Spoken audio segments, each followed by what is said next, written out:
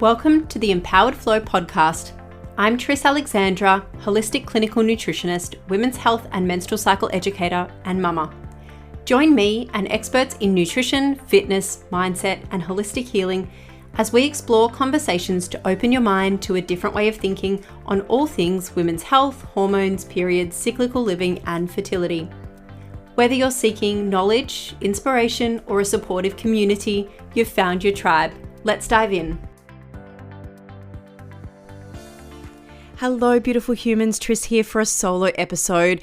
Before I dive into today's topic, which is all about low progesterone and PMS, which is one of the most common hormonal imbalances I see in my clinic, I wanted to give you a little bit of a life personal update, because if you have been following me on Instagram or you have listened to my previous podcast episodes, you might have known that I was in my last trimester of my second pregnancy, and I have since had a baby. So we had a baby boy on the 25th of June. He was born 5 days before his big brother's third birthday. So I've now got two boys with birthdays very close together. I think we're going to be doing some joint birthday parties maybe for a little while. But it's been such a beautiful time going from a mum of one to a mum of two boys.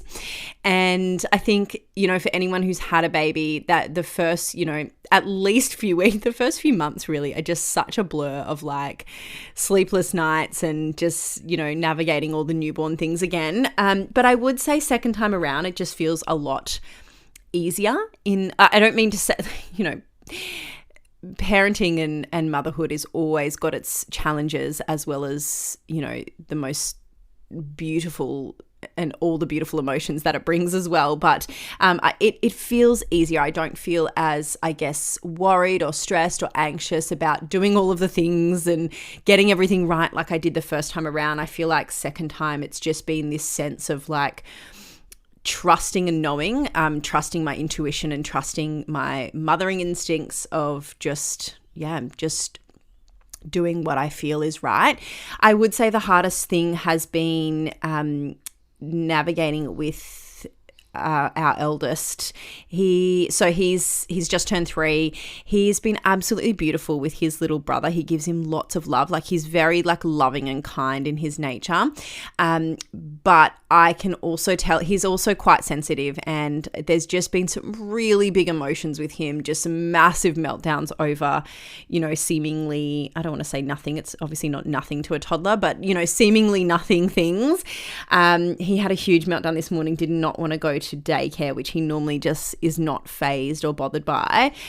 So that's been the hardest thing, is just trying to give him lots of love and lots of support and hold space for him while also keeping myself regulated, because I find it, when these big emotions happen with toddlers, I find that really dysregulating for myself. So that's been the hardest thing to navigate. But I'm sure, we will get there. And you can now hear my littlest in the background because he is with me, obviously. So there may be some baby sounds in the background of this episode. So that's my little life update that I thought I would share with you. Big thank you to everyone who's sent out messages and things on Instagram or directly to me. It's just, I feel very, very loved and very, very supported by my village. So that's been really, really lovely. So on to today's episode. The reason why I wanted to share an episode all about progesterone is because, like I said, it's one of the most common imbalances that I see, hormonal imbalances that I see in my clinic. I want to talk to you about basically how progesterone is made, so where it's made in the cycle and understanding a bit more about your menstrual cycle, the benefits of progesterone, because just like estrogen, both of those hormones, they're the main hormones of our menstrual cycle, and both of them have some really significant health benefits, which is why cycling naturally, where possible, is quite important, because our natural hormones do have these protective and health benefits. I want to share with you the signs of low progesterone so that you can understand if you potentially are experiencing low progesterone, and to check to see if you are making progesterone. There are ways that we can check with cycle charting and testing to see if we are actually making enough progesterone. I'll talk about the connection between cortisol, so our stress hormone, and progesterone. I will talk to you about how you can cycle track and chart your basal body temperature to determine if you're making enough progesterone, and also the right ways to test progesterone levels, because I see this done incorrectly so often and it gives us the wrong data. And then also some nutritional medicine and lifestyle factors to support progesterone production. What I do want you to know and understand is that if you are experiencing any signs or symptoms in your body of any hormonal imbalance, or really any dysfunction, any signs and symptoms that the body is showing you, a really important mindset shift here is to move away from feeling like my body's broken, there's something wrong with my body, and actually tuning in and listening to our body and shifting your mindset to like, my body's actually giving me signals and giving me information that it needs something. There's dysfunction there because it's needing something, whether it be certain nutrients, whether it be, certain lifestyle factors that we need to work on. But it's just our body giving us information. And if we provide it with the things that it needs, our body has the ability to heal in most cases. Well, I have a really strong belief that the body has the ability to heal. So bringing it back to the topic of low progesterone, let's start with what is progesterone and how it's made. So estrogen and progesterone are the two main hormones of your menstrual cycle. And progesterone is the hormone that is predominant in the second half of the cycle, or the luteal phase of the cycle. So the luteal phase is approximately a 10 to 14 day time frame between ovulation and your next period. Now, the only way that we make progesterone is through ovulation. Ovulation really is the main event of the menstrual cycle. So what happens is ovulation happens, an egg is released, and what is left over after that egg is released is called the corpus luteum. And that corpus luteum starts to secrete progesterone. And so we get this rise of progesterone in the luteal phase of the cycle. And then when we get our period, both estrogen and progesterone drop, and our period begins, or we begin to bleed, unless you fall pregnant. And if we do fall pregnant, then progesterone continues to rise and maintains pregnancy, particularly for the first trimester. Now, the only way that we can know if we are making progesterone is to confirm that we are ovulating. So you can have anovulatory cycles, so cycles without ovulation, and it is normal to have a couple of cycles a year where you may not be ovulating but still have a your normal regular cycle. But the way to determine when and if you are ovulating is by tracking your basal body temperature. So basal body temperature confirms that ovulation has happened. And how we confirm that is if we take our temperature under the tongue first thing in the morning before you sit up or get out of bed. We're going to track our temperature throughout the entire menstrual cycle. And what you'll see is at ovulation, you'll get a rise in temperature. So it's about 0.3 degrees Celsius rise at ovulation, and that will stay elevated in the second half, or the luteal phase of the cycle. And that is how you can confirm that ovulation has occurred and that progesterone is being made, because it's actually progesterone that causes that rise in temperature. It increases our metabolic rate, and that's why temperature rises in the luteal phase.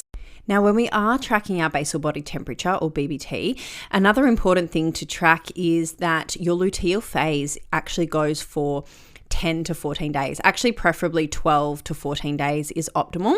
So that is from ovulation occurring until the day before your next period. We want that to be 12 to 14 days optimally, so that we can ensure we're actually producing enough progesterone in that time. Anything shorter, particularly shorter than 10 days, and we won't actually produce enough progesterone to get the benefits that we need. So let's talk about the benefits of progesterone, because both estrogen and progesterone have health benefits, and they do work in conjunction with each other. They do work together to build our long-term health. And you can think of progesterone like the yin to the yang of estrogen. So while estrogen builds up and thickens the uterine lining ready for your period, progesterone thins the lining, or it prevents it from getting too thick. So if we don't have enough progesterone, for example, the uterine lining can become too thick, and that can contribute to really heavy periods. Progesterone is really calming for the brain, so it's actually mood stabilizing and quite calming, while estrogen can be stimulating. Progesterone also reduces inflammation, it regulates our immune function, it supports healthy thyroid, brain, bones, and breasts. And in particular with breast tissue, progesterone can actually help to slow cell division while estrogen increases cell division. The other thing that progesterone is also really important for is actually promoting subsequent regular menstrual cycles. And it does that by providing important feedback to the brain, so hormonal feedback to the brain that you've ovulated, and that creates more ovulatory regular menstrual cycles and regular healthy periods. So I want to share with you now what are some of the signs and symptoms that you might be low in progesterone. Now, firstly, like I've mentioned, we need to confirm that we are actually ovulating because ovulation is the only way we make progesterone.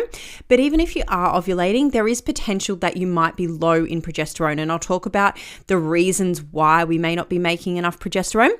But the signs and symptoms that you might experience with low progesterone include irregular or missed periods. So like I mentioned, you need to ovulate to produce progesterone. And if you're not ovulating, you may not have a period, or you may have really, really long cycles. So if your period is, or your menstrual cycle is longer than 35 days, it's a sign that you're not ovulating and you have those really long cycles.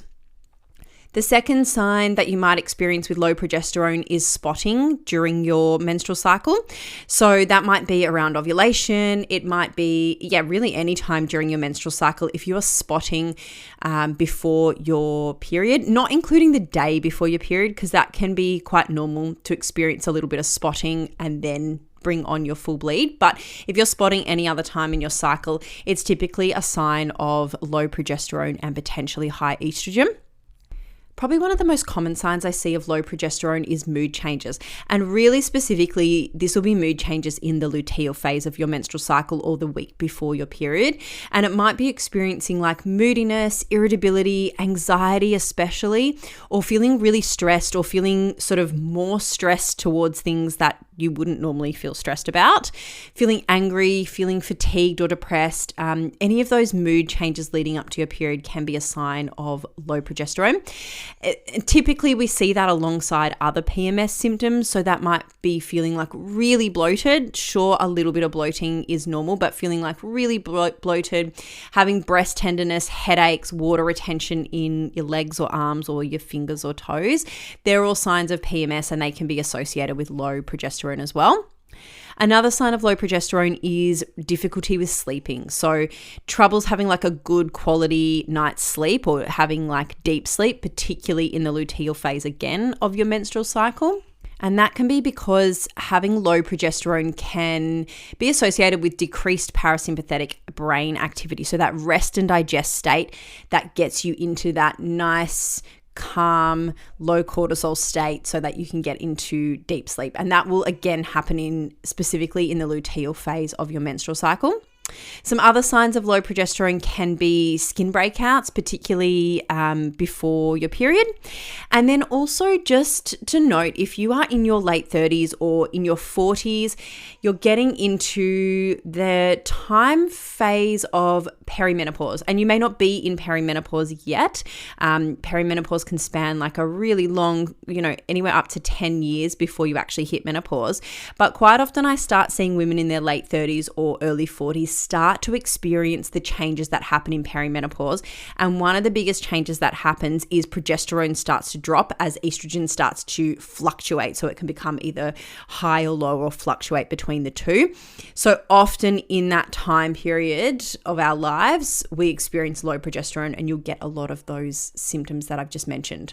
Now, if you are actually in the phase of life of trying to conceive and you are experiencing difficulty conceiving or you have experienced early pregnancy loss, something to be really mindful of here is checking progesterone levels because, as I mentioned, progesterone is the really important hormone that maintains pregnancy, particularly in the first trimester.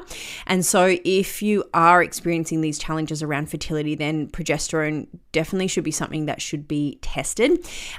Also, like I've mentioned, just checking that you have a long enough luteal phase, so from ovulation until your next period, making sure that that is optimally 12 to 14 days, but at least 10 days long, to make sure that you're building and producing enough progesterone in that phase to maintain pregnancy. If you've identified with having any of these signs and symptoms of low progesterone, you might now be asking, well, why? What causes low progesterone, and how can I support my body to have healthy progesterone levels and reduce and eliminate some of these or all of these signs and symptoms? I would say the most common reason I see low progesterone in my clinic is from stress. Now, we just have modern lifestyles and a society, a culture where we are under a lot of stress. And it's not just the feeling of stress, but anything that contributes to stress on the body or dysregulates our nervous system and gets us into that sympathetic nervous system, that fight or flight mode constantly, chronically. And we're not getting into that parasympathetic nervous system, rest and digest, really regulated state. And it contributes to a lot of stress on the body. And there's a couple of reasons why stress causes low progesterone. Firstly, the precursor to making progesterone and the precursor to making cortisol, our stress hormone, are the same. So both cortisol and progesterone are made from pregnenolone. So what happens when the body is constantly producing cortisol to secrete because of these stresses? It is taking these resources, it's taking pregnenolone and it's taking other resources from our adrenal glands using nutrients like magnesium, B vitamins, vitamin C to produce cortisol and to release cortisol. And so it's taking away all of those resources that our body needs for progesterone as well. And the body will do that because cortisol is really, really important. That fight or flight mode is really important to keep us alive, which means the body will prioritize making cortisol over making progesterone. It's also a safety thing in the body with the nervous system. So if your body doesn't feel safe, if it's not getting into that parasympathetic rest, digest, reproduce state, you're essentially signaling to the body it's not safe to reproduce. And so that's when we start to see signs and symptoms of menstrual cycle irregularities. So stress being the most common reason I see low progesterone. Some of the other causes are reasons that impair or inhibit ovulation. So often with women with polycystic ovarian syndrome, PCOS, ovulation is impaired or inhibited, so they're not making enough progesterone. And then we start to see the imbalance between estrogen and progesterone and those signs and symptoms of low progesterone. Some other reasons I see is over-exercising or overtraining. So just putting the body under a lot of physical stress without providing it with the resources. So like nutrients, calories, under eating is really another one, to be able to compensate for the exercise that we're doing or to be able to fuel and nourish around that exercise really. And so when we are overtraining, over-exercising, again, the body is saying it's not safe to reproduce. I don't have enough resources to reproduce. And so it shuts down or impairs ovulation. Same happens with dieting or really severe caloric restriction. So if you are in a calorie deficit, if you are trying to lose weight, a really important strategy is actually to have diet breaks or to have breaks from that caloric restriction. Same goes with fasting. If you're doing any sort of fasting or intermittent fasting, these are all things that can inhibit or impair ovulation and then impair progesterone production.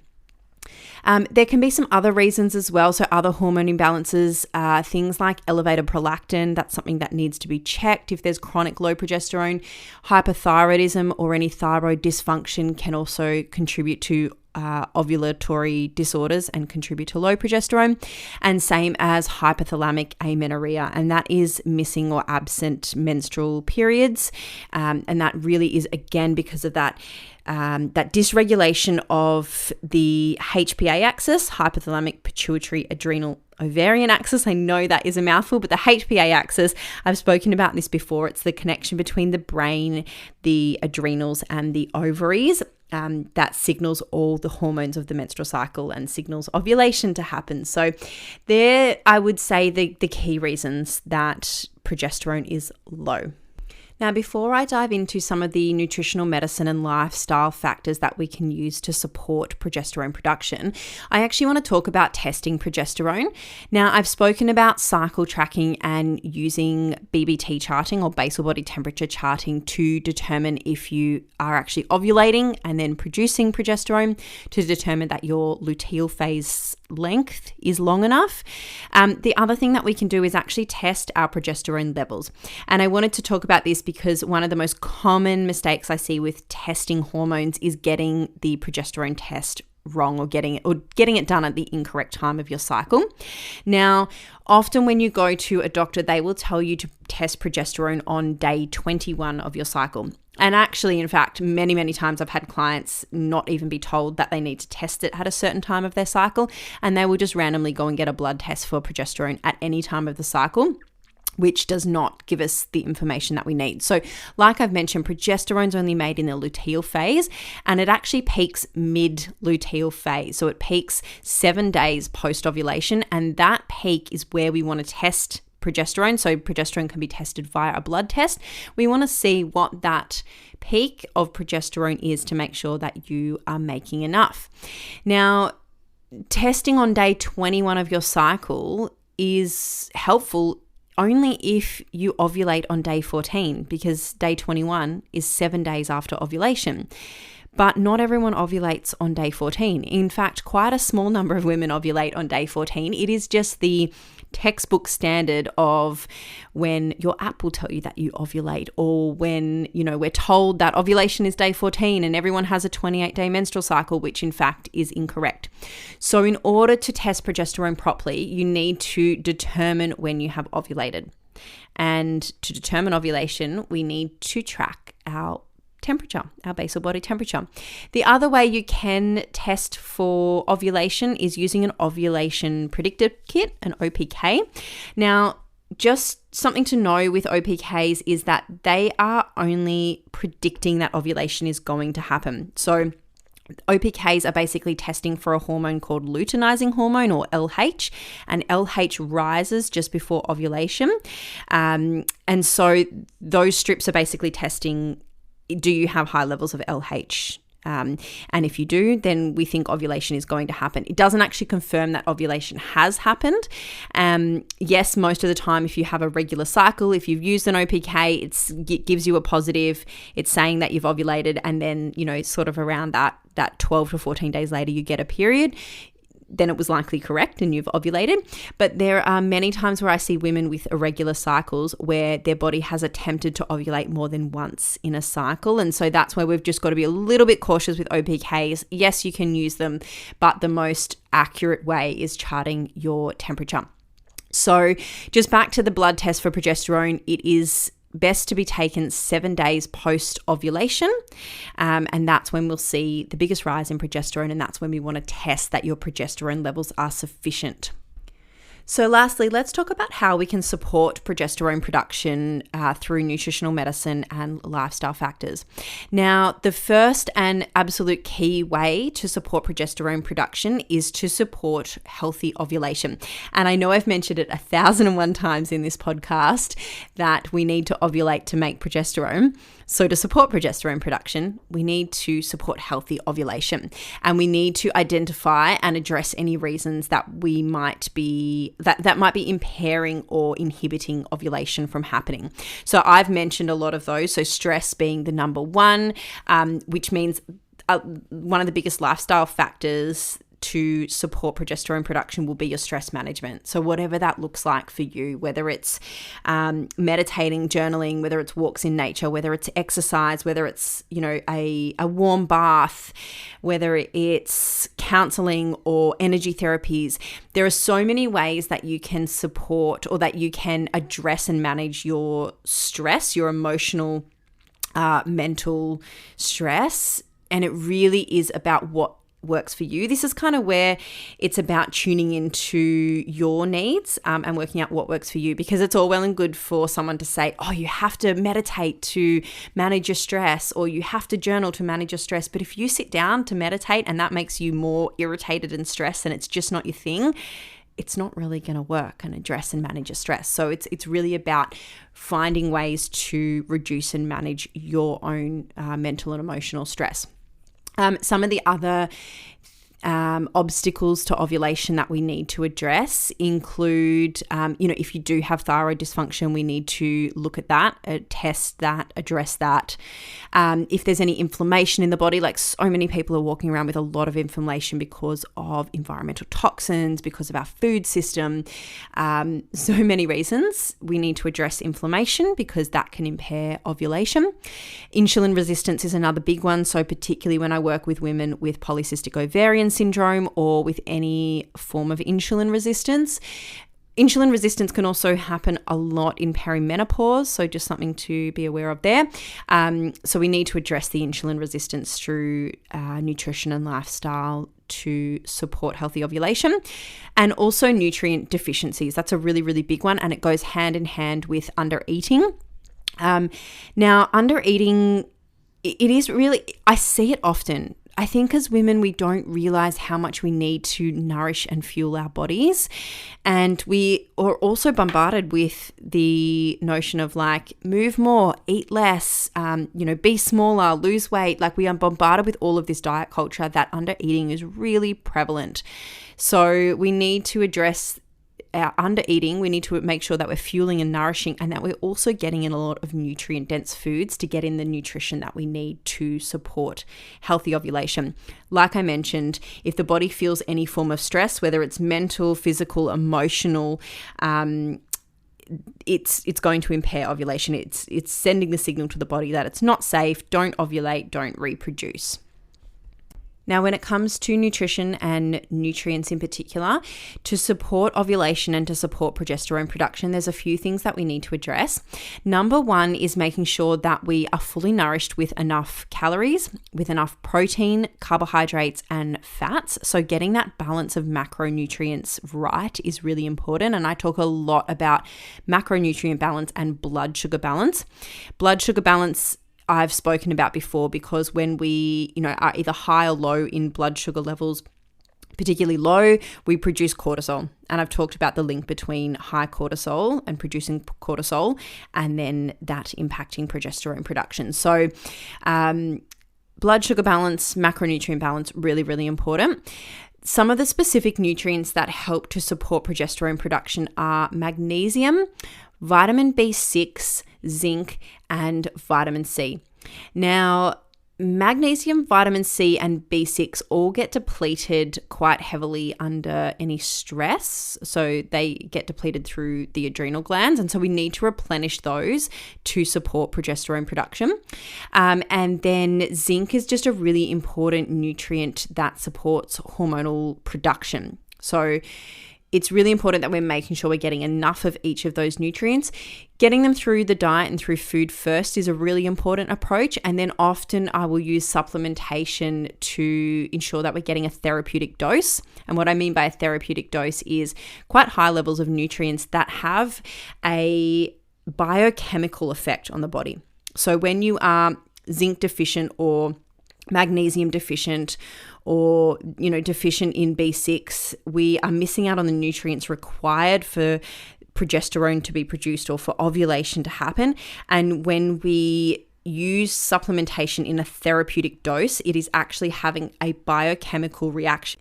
As well as nutrients, I do also love some herbs to support progesterone production and ovulation. So I really love adaptogenic herbs because they work on that stress response. So something like ashwagandha is really beautiful at calming the nervous system and supporting that stress response.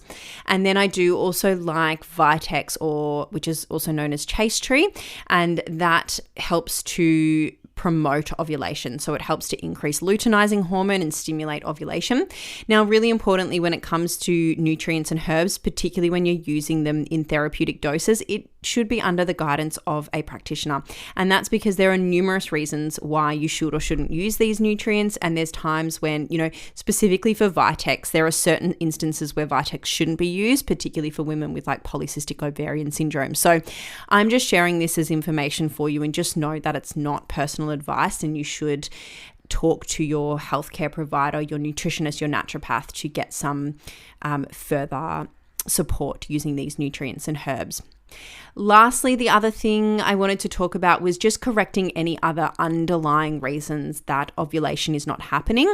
One of those that I mentioned is inflammation. So addressing any of the reasons that we have inflammation in the body. I did talk about inflammation being really, really common because of our food system and, environmental toxins.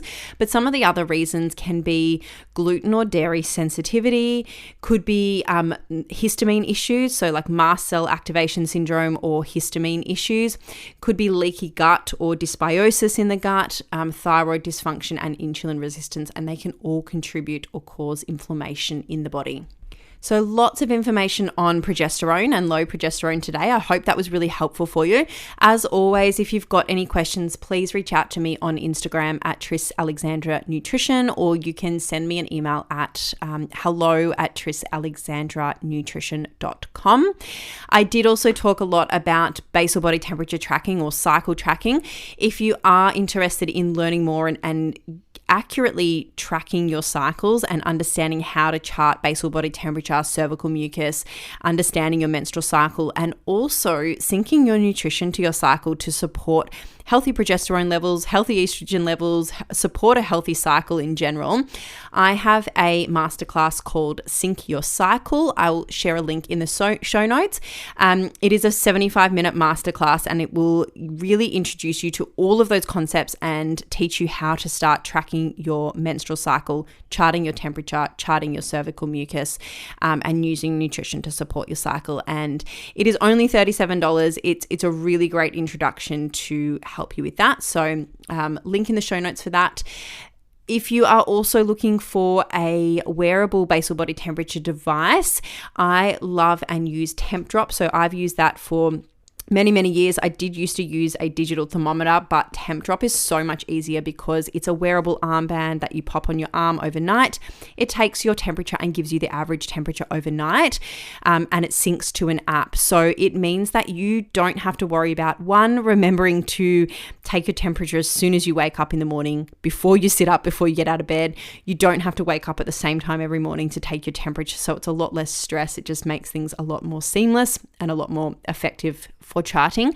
Now, Temp Drop has a huge sale for the month of July. So if you are listening to this in July, make sure you take advantage of that, because you can get up to 35% off. So it's 35% off the Temp Drop original, and then they've got a new 2.0 version, and you can get 25% off of the new version using my code AF Empowered Flow. So I will share the link to that in the show notes and the discount code for that as well.